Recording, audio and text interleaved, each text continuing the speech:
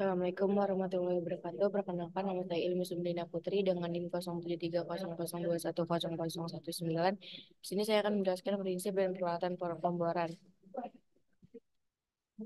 Yang pertama ada pemboran. Pemboran itu adalah kegiatan tahapan awal sebelum dilakukan aktivitas peledakan. Tujuan dilakukan pemboran ini adalah untuk menyediakan lubang ledak yang akan diisi bahan peledak. Metode-metode pemboran itu ada 6, ada auger drilling, rotary air blasting, I-core, circulate drilling, diamond core drilling, blast hole drilling. Yang pertama ada auger drilling, di mana pengeboran auger ini dilakukan dengan sekrup helix yang digerakkan ke tanah secara berputar. Bumi diangkat ke atas lubang bor dengan bilah sekrup.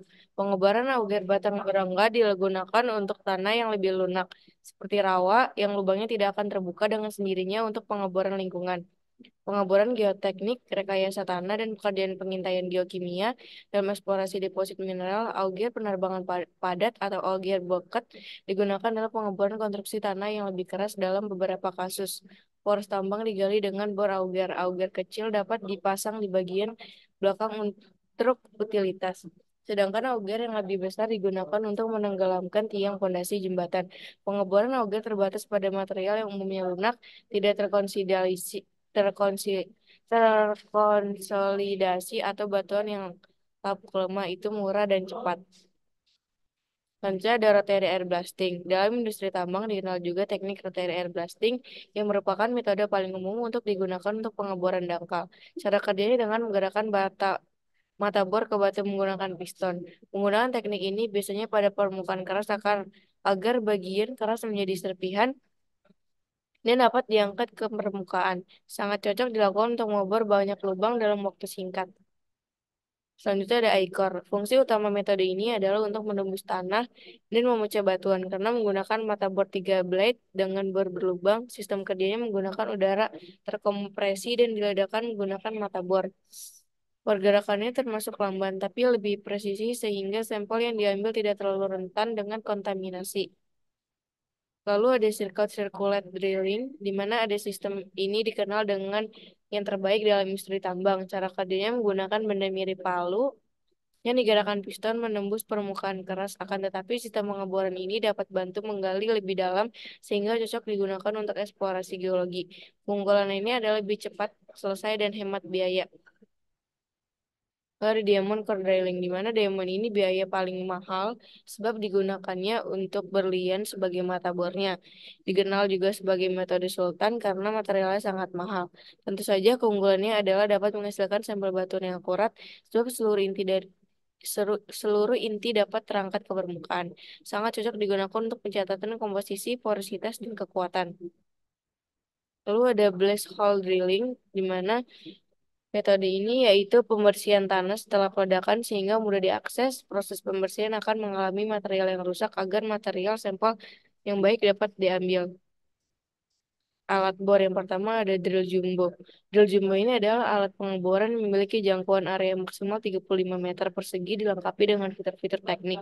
Komponen bor memanfaatkan mesin hidraulik mengadopsi proses khusus dalam perencanaan struktur bangunan kuat. Selama proses, mesin dapat berjalan cepat, tinggi, dan daya konsumsi lebih rendah. Terdapat baling-baling yang terpadang pada model single, memiliki daya tinggi serta anti lentur. Bahkan selama penggalian alat tidak mudah mengalami distorsi atau kelelahan. Bagi proyek pertambangan, maka pakainya relatif lama, awet sekaligus tahan lama. Perawatannya juga mudah dilakukan meski harus dicek secara berkala. Pada mesin drill tipe single dilengkapi mata bor untuk mempermudah penggalian secara presisi atau lebih tepatnya akurat tanpa khawatir melenceng. Tingkat sistem pengeboran ada 3 tahapan termasuk mengurai konsumsi daya agar hemat dan minim pengeluaran. Sedangkan pada hydraulic system didesain secara sederhana agar mudah perawatannya.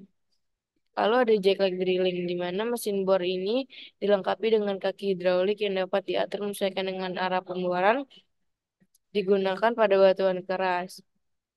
Panjang bornya ini ada 60 cm hingga 4,8 meter. Mata bornya berada di ujung batang bor yang memiliki kualitas tinggi. Mata bor ini perlu diganti secara berkala akibat atau setelah digunakan melubangi batuan keras. Berat bor dengan kakinya dapat mencapai 50 kilo.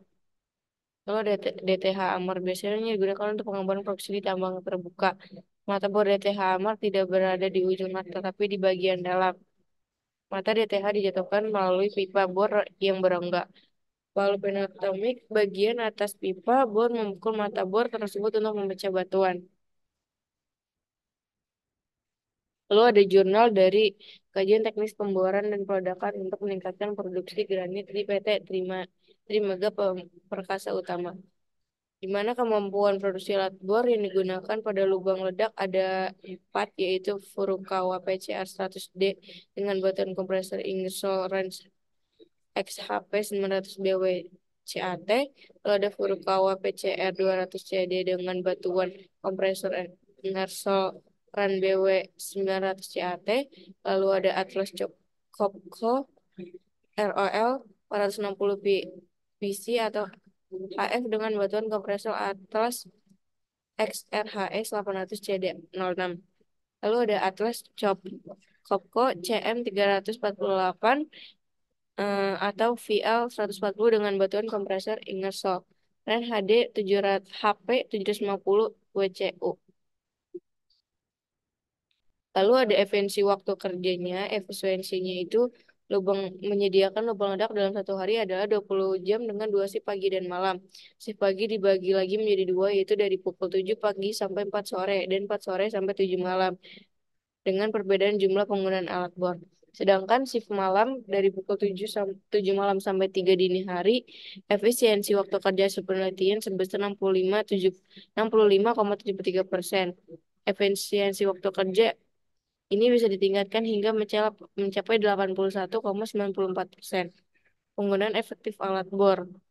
Menurut pengalaman selama Oktober sampai November, didapatkan penggunaan efektif rata-rata kegiatan alat bor produksi adalah 55,44%. Untuk memperbaiki penggunaan efektif alat bor, waktu tangguh perlu dikurangi sehingga nilainya meningkat menjadi 61,1%. Lalu ada pola pengeborannya. Pola pemboran diterapkan pada PTTM adalah pola pemboran selang-seling. Terdapat pada gambar 1, ada pengeboran tegak lurus untuk mengupayakan deviasi yang kecil-kecilnya dan metode peledakannya adalah V-cut pada gambar 2. Lalu ada kecepatan bornya yaitu di mana 0,342 meter per menit. Volume ekuivalennya 11.066 meter kubik per meter. Produksi alat bornya sebesar 3.640.000 ton mengalami kenaikan 300 ton dari tahunnya ini ada tabelnya perencanaan target produksinya dari Januari sampai Desember dengan rata-rata 333,333 Lalu tingkat keberhasilannya yaitu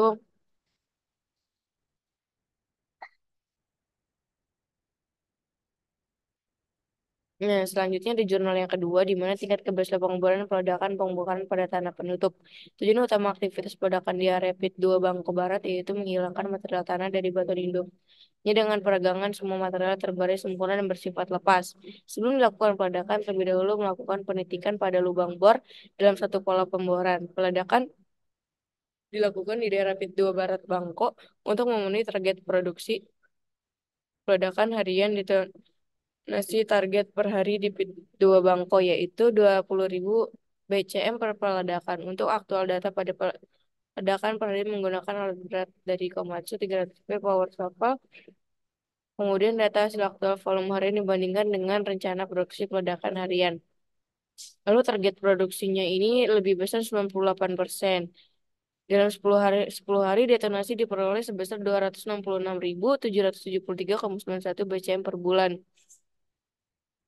Ini ada tabelnya menunjukkan bahwa total skor target pembongkaran terpenuhi menghasilkan skor 45. Nilai tingkat keberhasilan adalah 90%. Lalu penggunaan bahan peledak efisiensinya menggunakan faktor bubuk powder faktor pada tahun 2020 berkisar 0,12 sampai 0,18 kg per BCM dengan rata-rata penggunaan powder faktor pada bulan Maret sebesar 0,15 kg per BCM dengan waktu penggalian sekitar kurang dari 12 detik. Lalu penggunaan amonium nitratnya itu 26.720 kilogram. Lalu ada full oilnya sebesar 1.555,13 liter. Ini ada tabel parameter penggunaan bahan peledaknya.